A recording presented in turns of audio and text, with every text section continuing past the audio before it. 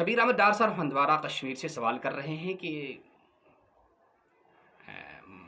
محرم کے اندر شادی کرنا جائز ہے یا نہیں؟ جواب یہ ہے کہ تمام مہینے جو ہیں ان میں جو برائیاں کی جاتی ہیں ان کی تفصیل اور ان میں جو ثواب اور نیکیاں کی جاتی ہیں ان کی تمام تفصیل شریعت کی کتابوں میں، حدیث کی کتابوں میں موجود ہے۔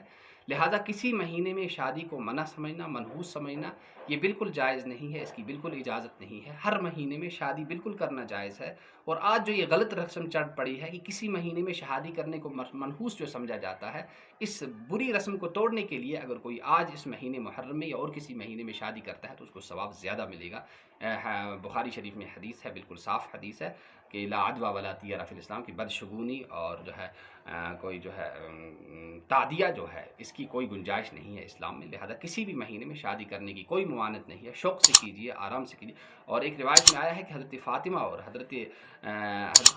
اور حضرت علی رضی اللہ تعالیٰ عنہ کا جو نکاح ہو سن 2 ہجری میں ہوا ہے۔ اب اس میں اختلاف ہے، بعض کہتے ہیں کہ ذوالحجہ میں ہوا ہے، بعض کہتے ہیں ماہ محرم میں ہوا ہے، سفر میں، یعنی کچھ لوگ یہ بھی کہتے ہیں کہ ان کا جو نکاح ہوا ہے حضرت فاطمہ اور حضرت علی رضی اللہ تعالیٰ عنہ کا تو وہ ماہ محرم میں ہی ہوا ہے، اور ان سے بڑھ کر خوش قسمت جوڑا اور کس کا ہو سکتا ہے؟ تو اتنے خوش قسمت جوڑے کا نکاح اسی مہینے میں ہوا ہے، لہذا شوق سے اپنے نکاح کیجیے اور نکاح کی تقاریب کیجیے، اس میں کوئی حرج نہیں ہے۔ اللہ تعالی ہمیں قرآن و سنت کے مطابق عمل کرنے اور اس کو پھیلانے کی توفیق نصیب فرمائے۔ السلام علیکم ورحمۃ اللہ وبرکاتہ۔